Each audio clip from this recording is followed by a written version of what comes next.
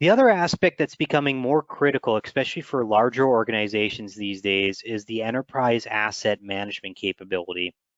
And this is a feature that very recently was added into Dynamics 365, and it really supports some of the more advanced capabilities that a lot of manufacturers have been asking for as they go through their production process. Because some manufacturers they feel that they've got MRP really down, they feel that they've got a good reordering life cycle, they feel that they've got the right policies in place for the type of manufacturing that needs to occur.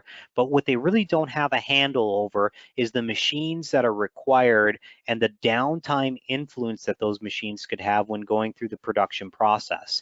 And then the cost of those machines to maintain those, which needs to also then be spread potentially on the overhead that you have for the cost of products that you're producing as well.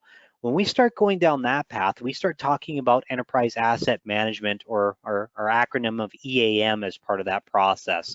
And the nice thing about the enterprise asset management capabilities is it allows for you to control and to create work orders, maintenance schedules, and key to this in the production floor optimization is downtime that's related then as well to a particular machine as part of that production process.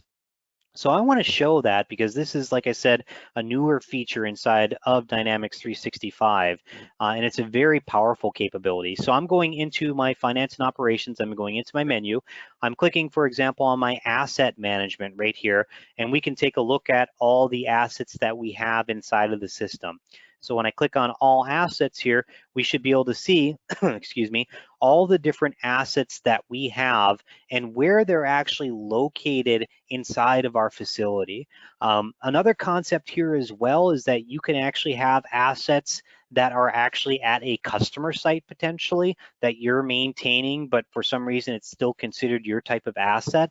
I wouldn't classify these as service-based items or assets. We typically use field service for that, for work orders and dispatch on leased equipment, for example, but this could also be used to be able to drive some of that functionality if needed. So if I take a look here, I've got a bunch of different products that are inside of here, a bunch of different mixers, for example, as well. And let's go ahead and pick on this guy. We're going to look at the ML301 mixer for line 3. So this is a machine that we have on the production floor that we need to potentially maintain. And I'm going to go ahead and click on this. And what we should be able to see here, obviously, is the resource then that's related then to that particular asset that we have inside of our enterprise asset management.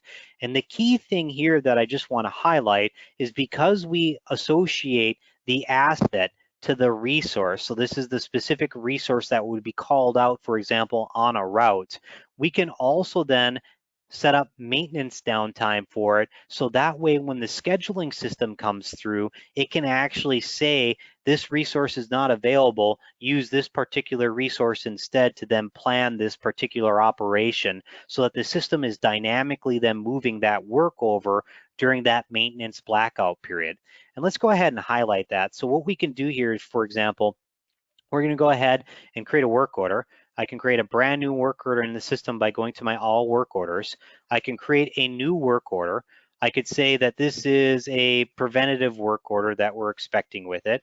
We can go ahead and then list, for example, then those different different assets that we have inside of our environment. So we're doing this for our mixer line 3 as part of this.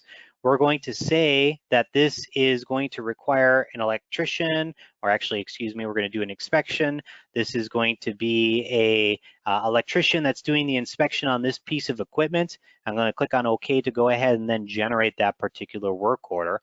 Now inside of here, what I can do is I can actually go into my maintenance downtime and even preset this. So I can actually go ahead and say, you know what, I want to specify some downtime for this machine.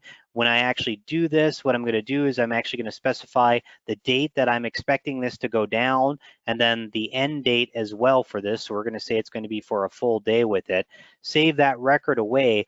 And now when the scheduling system is looking at this particular asset or resource, as we would classify it, we can actually then say, okay, yep, this one is actually intentionally set up to be down during that time period. This is the work order that's going to have the work against it. And then from there, within our enterprise asset management, we can dispatch a person to actually go through and do that work. And that person then can as well consume items or even do production orders to fix this particular piece of equipment as part of that entire enterprise asset management life cycle. So it really helps re-optimize then obviously kind of those operations that would be needed, and then the resources that may be needed as well to go through that operation. A couple things to note just at a high level: resources could be machines. Theoretically, they could also be people inside of our system. So you could actually have different types of asset management through